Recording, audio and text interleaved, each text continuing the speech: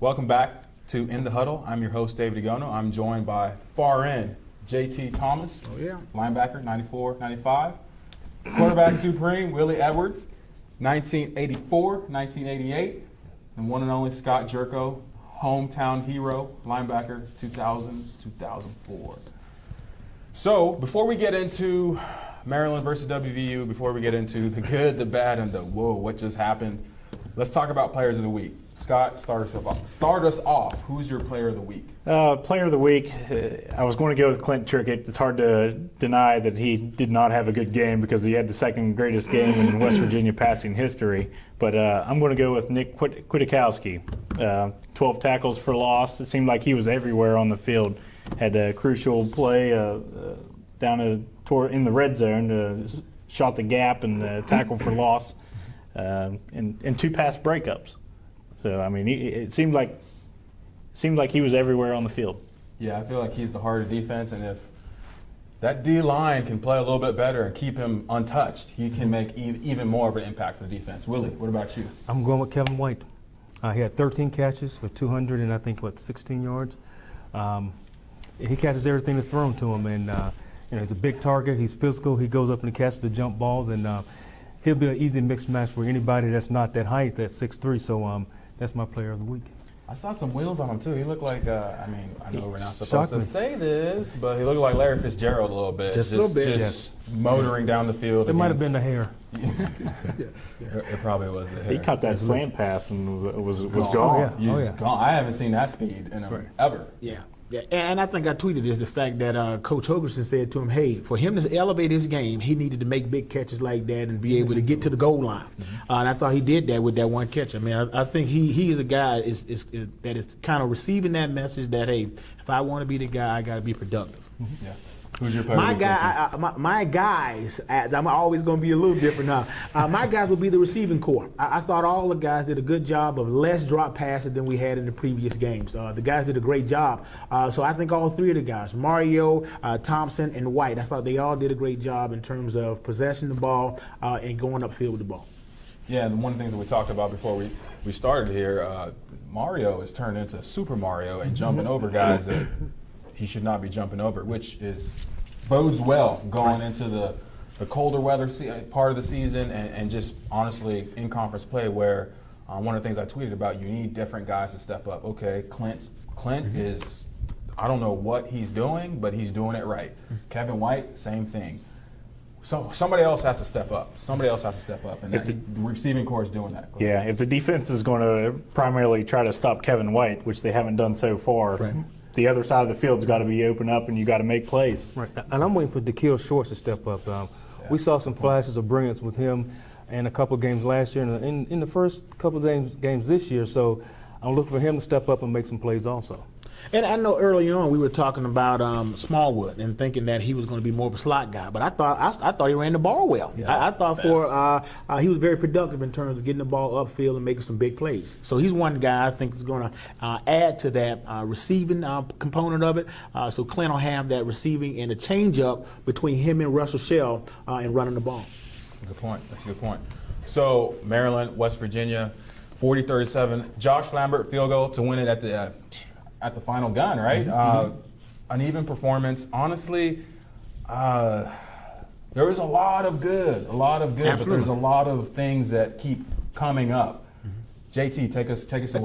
Consistency in terms of defense. We got to be consistent in terms of watching the deep ball. I mean, the guys we got beat deep here and there. However, I thought they did a better job composing themselves in the first half opposed to the second half. Offense, I thought did a great job early on. This is the second week that we've gone down and scored in the first drive. We did it against Alabama, and I thought Russell Shell is showing us that, hey, Owen Smith talked about having an identity. I think Russell Shell is starting to be that guy to say, hey, we want to run the ball. And I thought he did a good job of that. And I thought Trickett did a great job of managing the game. He did a great job. Well, I think the offensive line did a great job this past week because, as you saw, any running back they put in the game, they gained yards and they were successful. So, you put Russell Shell in, he ran the ball well. Smallwood ran the ball well. And you put Andrew Bowie in, and, he was the second leader rushing the game. So that comes back to the offensive line. And when you can stick any running back in that game, and they're successful and they're gaining yards, then the offensive line must be doing a good job. Nearly 200 yards rushing. It was a great performance, I think, by the offensive line. We ran 108 plays. I mean, how many teams can ever say they ran over 100 plays? Right. Double what some teams Yeah, run. I mean, we had the ball time possession was a good 10 minutes more than what Maryland did. The only problem I saw with our offense was the turnovers. Turnovers, Yep, got 4 turnovers, 1 interception, 3 fumbles. Got to hold on to the ball. You can't have turnovers against good teams. If you turn the ball over against, like it did against Alabama, we turned the ball over and we saw the results of that. If you turn the ball over against Oklahoma, they're going to make you pay for it. If you looked at the game when they played last week, their offense played on a short field the whole time because they caused turnovers. So again, our offense, like against Alabama, we're going to have to have sustained drives. We're going to have to control the ball, and then once we get in the red zone, we're going to have to put points on the board, and mainly we want to put touchdowns on the board and not field goals. Yeah, our red zone offense needs to get a higher percentage of touchdowns and not just field goals and even no points. Right. But our offense has scored on every single quarter of every game so far. Yeah, one of the points that I saw watching the game, you know what? It's not about points. It's really not about yards. It's not even about controlling the clock per se. It's about giving the defense a rest. That defense, we'll get to it, but that defense is not, they're not there yet, which basically means that sometimes they make great plays, a la Darryl Worley getting a pick or Kwiatkowski making Lord knows how many tackles behind the line of scrimmage. Sometimes when you're up, run the ball. Right. Not because you need yards, not because you need an identity, but you need to run the ball so that you can give your team, your defense, your special teams a breather. Right. For me, one of the things that really, you touched on it, that O-line, I mean, I'm going to say it now. I mean, I hope that I'm wrong. In the plus side, Quentin Span's going first or second day of the draft, in my opinion. Right. Because just how he's just, when they've been given a dominant. chance to just push that line forward. And when you can run the ball, whether it's Charles Sims, Rush Rochelle this year, it doesn't matter. If you're a grad student or if you're Wendell Smallwood, you're going to get yards if you look for the holes. Right. Right. I kind of like what Shannon Dawson's going here. I mean, we had 59 run plays, and 49 pass plays. Right, I pretty mean, balanced. that's a great mix-up between running and passing. It's just you got to stay balanced, and I think the offense is doing that right now. Keeping the defense, not knowing what's coming next, is a great tool. You know what's interesting is that first drive, though, in terms of we're not really throwing a bunch during the first part of the drive. We're actually running the ball. Yeah. And we're being successful. I'm thinking, so oftentimes I think to myself, as you mentioned, why don't we continue running the ball and doing some of those same plays because they were successful? I mean, that first drive, it is right now. I mean, obviously defense will make adjustments, but I thought the guys ran the ball really well. Yeah, I mean, just to clarify my point, when I say run the ball, I mean it's game management isn't just calling plays; it's when you call a play. So when I think of fourth and however many times it was when you're running a fourth and one play with Clint Chirkett lead option right or whatever, I mean, I'm not sitting here trying to say that it's a bad call, but what I am trying to say is that is a different situation where you put in the 205-pounder, you put in Elijah Wellman, and you say at least to Clint, follow Elijah. That's really where I'm getting at. Now let's talk about the defense. I'll start it off. I think that the defense is growing. They're growing. They're starting to have playmakers. Kwiatkowski, Worley. He's not going to get a lot of press, but Terrell Chestnut makes plays in front of him. He makes tackles. He bats down balls. I feel like the defensive line is sort of Missing. like down a milk carton. Yeah, Where they're are missing they? in action. Where are they? Yeah, Well, they're missing in action. I'm going to step in here right there. They only had 163 yards rushing, and over half of that was on one play. You give up one bad play, breaks your back, doesn't mean that you had a whole bad game. I think the defensive line did show up as far as the running attack. It's just the moment that they did slip up was inopportune. Right. I think the problem we're having, and what I looked at, is the guys' eyes. They're not being focused with their eyes, because whenever a quarterback can rush the ball 18 times for 161 yards, you're not reading your keys. Right. So they're not being disciplined with their eyes. So I think our defense needs to be a little bit more disciplined. Willie, what's the key? What's the key for a defense? Contain. Well, just read your keys and be just do what you're coached to do. And I know they're coached at a level that, they're teaching them to be fundamentally sound. If a guard blocks down, you know what you're supposed to do. If he pulls, you know what you're supposed to do. So I think a lot of times guys, they try to do more than what they're supposed to do on the play. So sometimes it's not my job to make the tackle. It's my job to force the ball back inside and let Scotty make the tackle. So in essence, I've done my job so Scotty could do his job. And if you look at the way Nick Kwiatkowski's playing, we funnel everything back into our Mike linebacker. So we have to be disciplined with our eyes and just be fundamentally sound. One thing about that on the defense, I think they were being too robotic. I think they were trying to do just their thing and not make it a play. I think they were just solely focused and trying not to get in trouble, I guess is what the word I'm trying to say. We've all been there. But they're trying to do their assignment and their assignment only. It's okay to come off and shed a block and go and fill somebody else's gap and get 2 gaps instead of just 1. But I think they're playing too much like a robot and not just flowing with the game. Right. Hey, to kind of counter what you said about in terms of the yardage that they had rushing, the difference being Maryland is playing from behind. They had to throw the ball. So we had more opportunities to get sacks and big stops behind the line, and we missed them.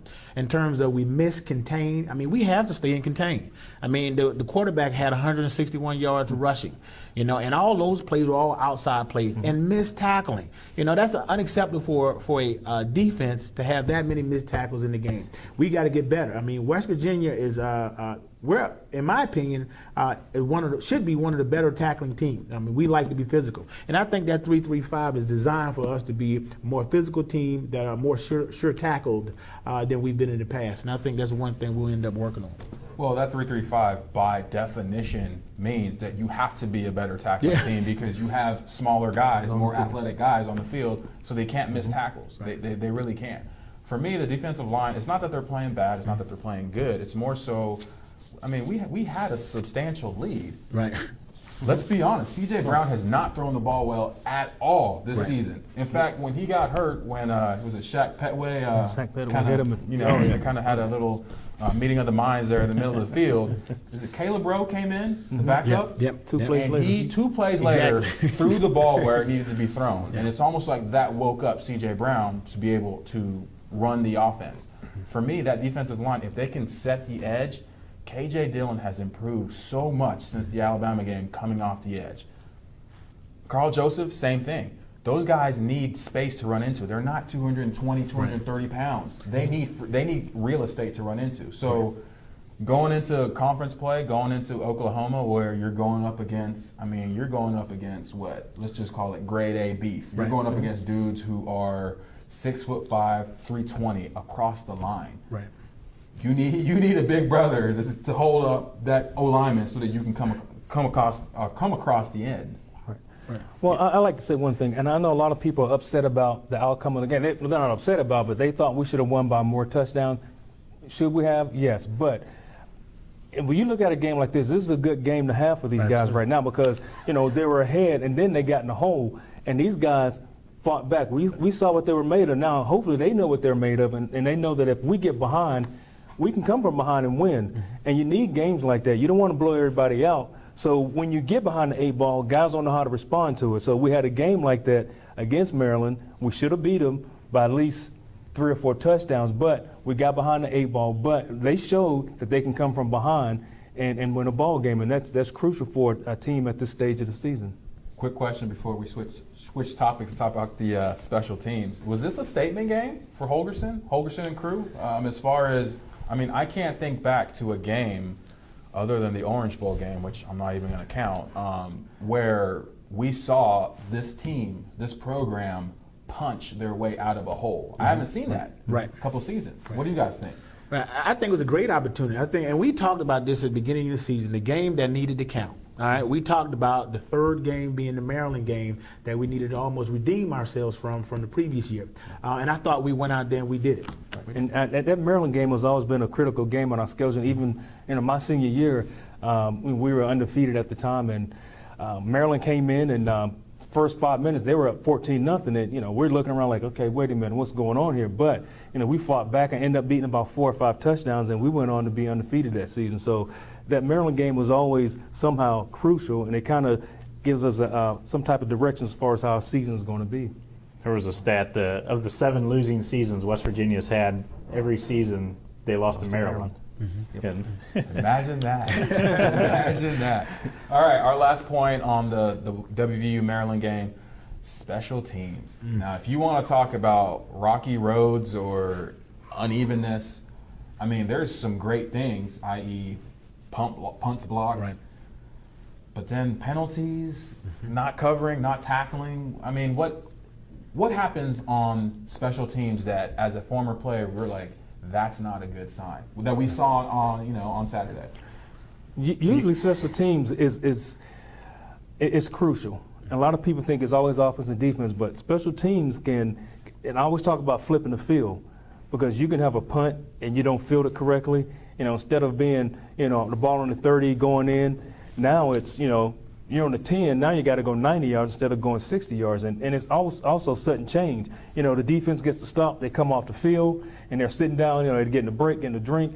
We fumble the ball, next thing you know, sudden change defense, we got to get up all of a sudden and get back in the mindset of going back out and making a stop, especially when the ball is inside the 10-yard line, which happened. And, I think they only got a field goal out of it, but it's tough to come off the field and then come back on the field and have to play defense on a short field. the thing that bothers me happened the first game. Put your heels on the 10-yard line. Don't go back. We talked about it the first game. It shouldn't happen again. Coaches got to be on there. Put your feet on the 10. If it's in front of you, go catch it, fair catch it, whatever. But you can't let our offense be starting on the 5-yard line. One thing, and I think Coach Nealon would be proud of me, because he would say this to guys: special teams is for special guys. Every guy on that special team got to feel like, I got to make this play. I got to make it.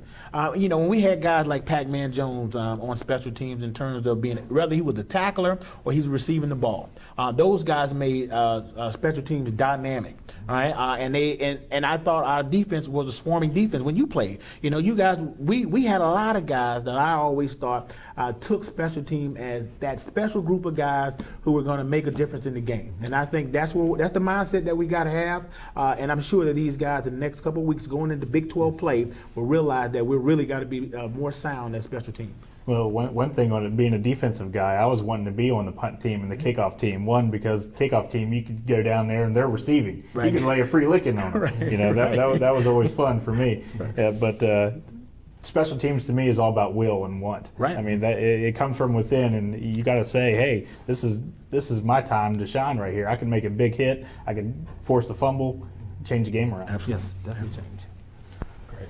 Now, with the Maryland game over, again, a win's a win. Let's not sit here and try to make it anything other than that. We're stepping into conference play. Oklahoma is coming into town Saturday, ranked number 4 in the nation. Let's just say that they handled Tennessee. Former WVU receivers coach Butch Jones. Throw it to the panel. Start off with you, Scott. What are you seeing in Oklahoma that is different, or what the same compared to Alabama, which was the last big game that we played? Well, I think they have a great offensive line, and I think our defensive line is going to have to step up to the plate this week. There's big guys. Of course, their running back Ford is out this week, but they do have a sophomore and a freshman coming in here to take the load. But I think we need to get them one-dimensional. I think if we can stop the run early and try to get ahead and try to force them to be one-dimensional, I think that's what we need to do. And I agree with you on that, that we got to make them one-dimensional. But like you said, Ford is out, so now Samaj Perrine is going to get the bulk of the carries. And also their quarterback, Trevor McKnight. He's a game manager. He's not going to beat you with his feet like Brown did last week for Maryland, so you're not going to have to worry about anything like that. But we have to be sound again and disciplined with our eyes, because any game that you play, and you play teams that are well coached and have great athletes, and I think that they have depth on their team. So that's going to be similar to what we went against with Alabama. So I think our guys are going to have to be disciplined. And we're going to take care of the ball and have long drives on the offense. We can't just, have 3 and outs, because you look at the defense for Oklahoma against Tennessee, 40% of the time, they either knocked the quarterback down or sacked him. So our offensive line, like we talked about earlier, they're going to have to be sound. They're going to have to keep Clint Trickett clean. And for the guys who are going to be making the plays for Oklahoma will be Trevor Knight, and his number one go-to guy will be Deron Neal. Our secondary is going to have to be able to cover those guys. I mean, if they're going to beat us, they're going to beat us with a balanced approach and being able to throw the ball deep on us. And we're going to have to find a way to stop that. And I think going into this game, anytime we play Oklahoma, since the last Fiesta Bowl, it becomes personal. I mean, it almost becomes personal in terms of this is going to be a good rivalry type of game where we go in and knowing that we want to show very well against Oklahoma. This is another night game. Yeah. West Virginia and Morgantown, Crank it up, 7:30, baby. 7 o'clock game. The offensive line for Oklahoma, I don't think is ready for the noise that's going to be there. I think we can catch them off guard and try to mess up the plays a little bit. But they're going to have to try to do some play action passes because I think we're going to load up heavy on the run early and just don't get beat on the play action. Right. And one other thing, we can't turn the ball over against good teams. Now, that will hurt you. If you watch the game on Saturday night when Oklahoma played Tennessee, they played on a short field the whole time because they caused turnovers. They also had an interception return for 100 yards. Quarterback got hit a couple of times, got the ball on their side of the 50-yard line and had a short field. So, again, it's going to go back to our offense. We're going to have to have some sustained drives, keep our defense off the field, and keep them rested so when they are in the game, they can run to the ball and be physical. You brought up a good point about the crowd noise and all that. We need that 12th man. So if you're out at the game this weekend, make sure that you're loud. Make sure that you are doing everything you can to give West Virginia the advantage with that 12th man. And I'm sure our fans will come up and step up big. Yeah, well, let's focus briefly on that secondary. Darryl Worley suspended indefinitely. That could mean through Saturday, or it could mean he's back Christmas. Who knows? Right. Ishmael Banks is also coming back as well. You mentioned that the quarterback, he's a thrower. He is not C.J. Brown. Right. He does not. Let's just say he's not known to run well. Right. How is that? Those two personnel changes in the secondary. How is that going to affect what the Mountaineers do? Because if we're honest, we know that Worley is one of the better cornerbacks in the nation. So he's effectively taking up at least a third, if not half, the field as far as a quarterback's eyes when he's looking to pass. He's taking that up. Now he's gone. What does that mean for our secondary and our defense this coming Saturday? We talked about it earlier, and you were saying how many tackles, excuse me, that our other corner had, Terrell Chestnut, because nobody's really throwing the ball towards, Darryl Worley. Now he's out of the game. I'm not sure if it's going to be Ishmael Banks or I think we have another corner that played a little bit last year. No, I can't remember his name now. Was it Ricky Wrong? No, Ricky played a little bit, but those guys will have to step up. We don't have a choice. You can't say, we got to have Darryl. We need him back. He's out of the game. Somebody has to step up, and that's what good teams do. Somebody steps up when somebody's not available. And I think the front guys can help camouflage that as well. If you bring pressure from either side or up the middle or just disguising what coverage you're playing, coming in and out, the 3-3-5 odd stack, it allows you to roam around a little bit and give him different looks. And I think we need to try to pre-snap confuse them. Right. And I think you're absolutely right in the fact that we need that front more than we think because we got a young guy back there, Drayvon Henry, right? And he's going to need a lot of help. And it's going to take us applying a lot of pressure early. So Drayvon's back there and he's getting more comfortable in terms of guarding those guys. That it's going to be very important that we get our front three to be very physical and get into the quarterback. Well, we can't let that quarterback stand there. And he's a pocket passer, like you said. He's not going to run the ball. So if we allow him to stand in that pocket and go through his progressions, look to one receiver, the second receiver, third receiver, by that time the secondary is going to break down, and that's when it puts pressure on it. And that's not good when that happens. So we're going to need to put pressure on him. Can't let him stand in the pocket tall and go through his progressions. Well, I'm going to ask you guys what's your one key point that the Mountaineers need to do this weekend. For me, you know what? Let's be honest. It's all about the offense. It's all about Trick. As much as a defensive guy, as much as it pains me to say it, it's really all about the offense. But it's not about points, and it's not about yards, and it's not about Kevin White. It's not about Trickett throwing for 500. It's not about that. It's about controlling the tempo of the game. If that offense can control the tempo of the game and force Oklahoma's offense to watch them go up and down the field, I'm telling you, it's going to energize that defense in such a way where they know that they really only have 40 snaps to work with, and they need to make 20 of them great. You're playing with a defense that is completely, it's loaded to apply pressure on an offense. But they can't do that for 80 snaps. Right. We're not there yet. Mountaineer defense is not there yet. So for me, it's about controlling the tempo.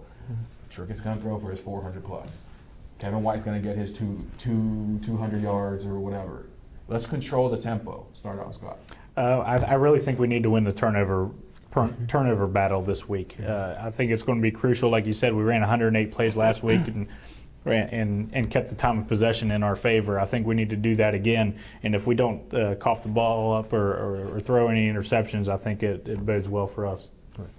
I think our offense, like you said, we're going to have to control the ball, but I'm interested in seeing how Oklahoma's going to play our receivers because we got guys that can, run and catch the ball. So you're not going to be able to double team Kevin White, and you're not going to be able to double team, our other receivers. So, it puts pressure on them how they're going to play against us. And I like to see how that's going to happen. And again, I like to go back to, special teams and flipping the field. Last week, Oklahoma played on a short field the whole time, and that's easy. When you're starting your offense inside on the 50-yard line, the other side of it, you got 3 or 4 plays, and now you're in the red zone. Yeah. So I think that's going to be crucial to West Virginia that we don't let them flip the field on us, and we start on our 10-yard line and have 90-yard drives. And we need to get some plays where we start on our 30, 35, 40, and have some shorter drives, but constrained drives that we control the ball and just go methodically down the field. And like as you mentioned, Scott, in my notes I got more force fumbles and turnovers and being able to capitalize on them. A few times I thought we missed some interceptions that could have been very, very key to us managing our game even more. We got to capitalize on those things. Better tackling. Those are my key issues this week for us to be better at special teams and own the turnover ratio. And when those opportunities present themselves, we got to be able to capitalize on them. And not only to elaborate on there is know the down and distance. Right. Know the down and distance. Get off the field on 3rd down. If you're going to take a slack, if you do slack, it can't be 3rd down. Can't be any slacks. Can't be 3rd down. Right. Great job, guys. Well, what do you guys think? Tweet me your predictions at 7DEI2 on Twitter. Definitely check back with thedpost.com for more updates, and we'll see you guys next week.